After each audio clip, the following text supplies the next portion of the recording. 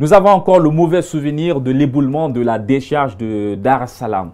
Les populations de Conakry ne veulent plus qu'un tel drame se reproduise. Désormais, si les ordures ne sont pas ramassées, c'est la voie de la rue qui sera employée. À Sangoya, par exemple, ce sont les femmes qui ont donné le ton.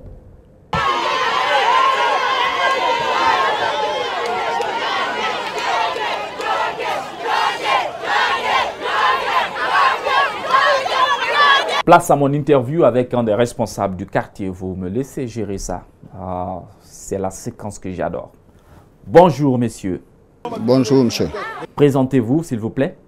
Moi, Abakar Chouma, le chef de quartier Sangoya Marché.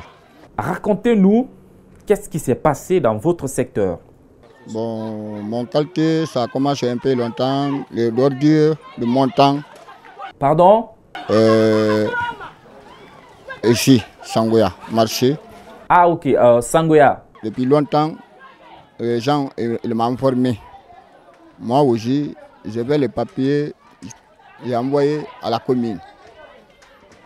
Maintenant, un jour, les gens révoltent ici et ils sont partis voir le maire. Mais en ce moment-là, mon maire est malade le jour. Mais ils ont trouvé le chef protocole. Le jour, le chef protocole m'a appelé. Elle dit, ah, Chouma, c'est toi qui as envoyé les gens à la mairie. D'accord. Et vous avez répondu quoi? J'ai dit non, c'est pas moi. Elle dit non, les citations, c'est toi-même dois résoudre les citations. J'ai dit d'accord. Moi, j'ai venu, je sensibiliser des gens les jours.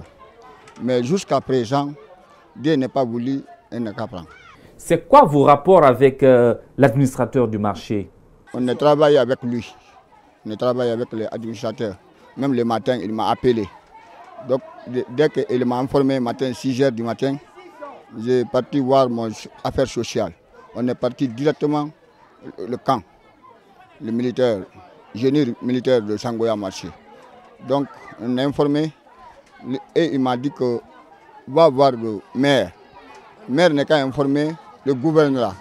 Dès qu'il a informé le gouverneur tout de suite, si le gouverneur a appelé nous ici, même aujourd'hui, je vais prendre. Mais on ne travaille pas tant que le gouverneur n'est pas appelé nous.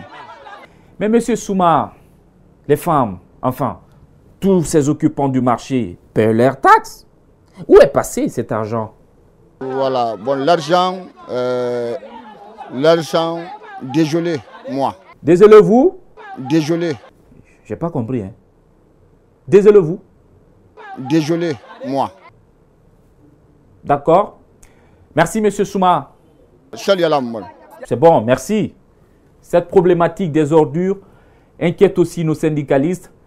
Mais qu'est-ce qu'ils ont à faire dans cette affaire du coup? On a à voir. Toi qui es travailleur, non? Oui? Quand tu quittais l'espace là pour venir ici, tout ce que tu as ramassé comme saleté là, tu n'es pas concerné? Et bien sûr que oui, je suis concerné. Quand tu quittes ta pauvre maison pour aller... Bon, c'est vrai qu'elle ne m'appartient pas, hein, mais elle n'est pas pauvre quand même. Les ordures que tu ramasses là, tu n'es pas concerné? Je suis concerné. Regarde, il y a quelque chose aujourd'hui qui se passe à Conakry qui ne se passe nulle part. Tu vois de l'eau Mansaré, de l'eau Guindian, de l'eau Koya, de l'eau machin. On ne sait même pas, quelqu'un il fait un forage, après on prend des machines. Heureusement que la Chine en produit beaucoup là. Et puis on met dans sa cour, on fabrique des sachets, on dit oh, saute. Bon, ça seulement, il y en a beaucoup, hein. Je ne vais pas faire de la publicité. Il y a même l'eau Mamoudou. Mais est-ce qu'on sait ce que ça peut apporter comme danger pour la santé de la population? Oui, des maladies. Après, c'est pour dire que les sorciers ont bouffé nos enfants. Il faut que cela cesse. Ce n'est pas faux. Et pendant qu'on y est, c'est une autre situation. Il y a une autre situation encore dramatique. C'est l'anarchie dans la circulation. Qu'en dites-vous, M. Mansaré? Quand tu vois tout près en Sierra Leone, les rues sont comme ça. Mais tu ne verras jamais un véhicule débordé. En Guinée, ici, tu vois 4 lignes, 10 lignes. Et tu vois des policiers laisse passer. Mais c'est quoi? Et puis, il n'y a qu'un seul élu du peuple qui a le droit de cortège. Mais tout le monde aujourd'hui, waouh, waouh, waouh, waouh. Bien. Merci, M. Mansaré. À présent, voici l'interview décalée. Mohamed Souma a interrogé pour nous Dr Salou Bella Diallo. Il est porte-parole de la mouvance présidentielle. Politique, économie, des thèmes d'actualité ont été abordés. A tout de suite. Bonsoir, Dr Bella. Bonsoir. Aujourd'hui, nous venons vous rendre visite et parler de l'actualité guinéenne. Il y a d'abord cette affaire de Bokeh avec les manifestations. On vous connaît donc en tant que porte-parole de la COPA, mais quel est votre regard sur l'actualité du côté de Bokeh? Je suis Dr Salou Bella, président du parti AFIA, porte-parole de la mouvance présidentielle et bien sûr vice-coordonnateur de la COPA, mais porte-parole. Nous avons regretté le remous qui ont caractérisé ces derniers jours la vie à Bokeh, la région du nord-ouest de notre pays, une région très riche au niveau ressources naturelles et qui est une partie vitale de notre pays, de notre République, de notre État. Et donc c'est en vérité une ville cosmopolite où vivent tous les Guinéens et où l'État est entièrement présent et compte beaucoup sur cette région de par les recettes que nous enregistrons. Et donc nous avons regretté ce acte de mésentente à partir d'une panne d'électricité, c'est un ébranlement du remous. La réconciliation donc entre Kassori et Sidia, est-ce que vous ne voyez pas en cela une manœuvre pour atteindre un troisième mandat? C'est un début de commencement pour cette réconciliation, puisque à la radio, on entend souvent aussi des altercations entre des responsables à des niveaux différents. Je pense que le professeur, ce n'est qu'un début. Il va réconcilier toute l'équipe. Donc tous ceux qui ont des contentieux entre eux, le président va assurer un bon pansement et ça, ce sera indélébile et implacable. Donc moi, je pense qu'il ne s'agit pas de héler des choses dont nous, de la mouvance, des choses qu'on ne vous a pas du tout parlé. On vous a toujours dit qu'au niveau de la mouvance, on ne s'est jamais réunis pour parler de Xème mandat. Et donc, actuellement, notre préoccupation à la mouvance, c'est comment doubler ou tripler le bilan du premier mandat au second mandat. Mais justement, nous, en tant qu'agents de médias, on se met deux fois à la place du peuple pour poser certaines questions.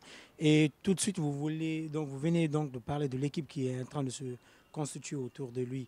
Est-ce que dans cette équipe, quand vous dites l'équipe est en train de reconstituer, on peut s'attendre encore à des têtes qui ont déjà quitté son entourage, telles que Makanera et ainsi de suite?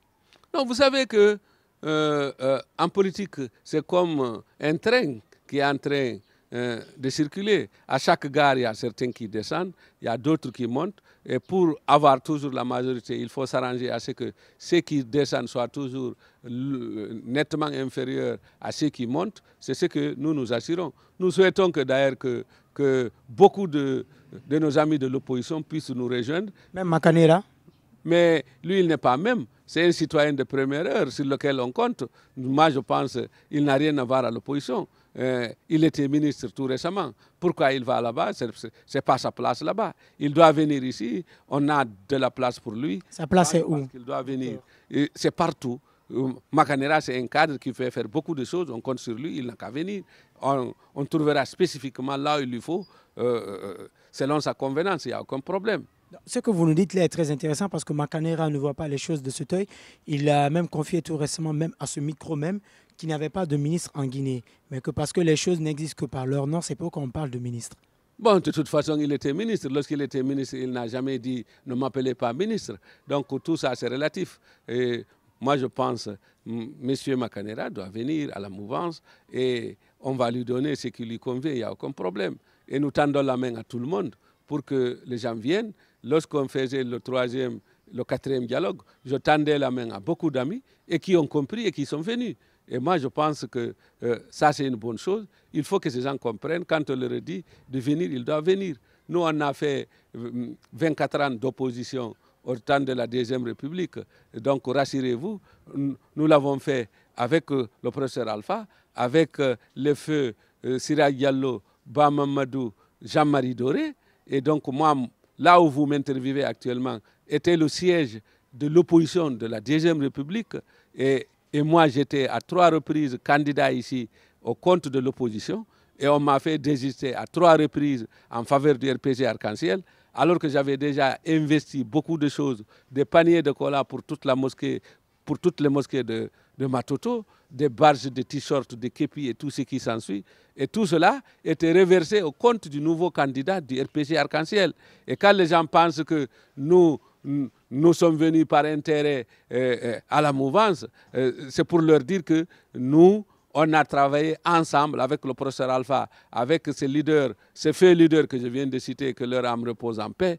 Donc, depuis la première manifestation à Sékou Touréa, en venant à Samfil, où on a perdu 4 citoyens, je veux dire, c'est la première manifestation démocratique à la République de Guinée. Et jusqu'à ce jour, moi et ma famille, c'est-à-dire ma famille et moi, nous avons lutté jusqu'à ce qu'en 2010, l'opposition guinéenne de la Deuxième République puisse accéder au pouvoir.